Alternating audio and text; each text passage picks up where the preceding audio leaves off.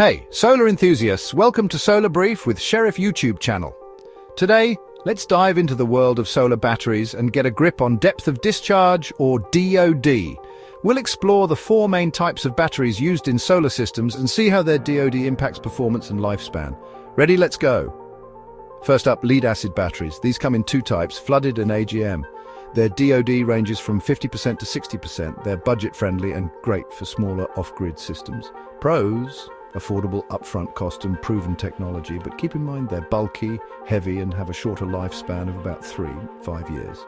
Next, the rock stars of the solar battery world, lithium-ion batteries like LiFePO4. With a DOD range of 80% to 100%, they're perfect for residential solar systems and EVs.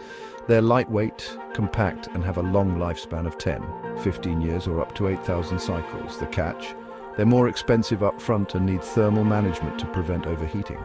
Now let's talk about flow batteries like vanadium redox and zinc bromide. These have a DOD of 100%, meaning no degradation from deep discharges.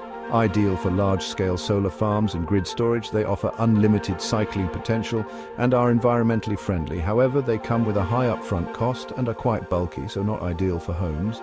Lastly, we have nickel-based batteries, including nickel-cadmium and nickel-iron. With a DOD range of 80% to 90%, they are incredibly durable and can handle harsh conditions. They have a long lifespan of 15-20 years, but are costly and contain toxic materials like cadmium. So why does DOD matter? A higher DOD means you can use more of your battery's energy, which is crucial for storage efficiency. It also impacts battery lifespan and cost optimization. How to choose the right battery? Consider your system size, energy usage patterns, budget, and environmental conditions.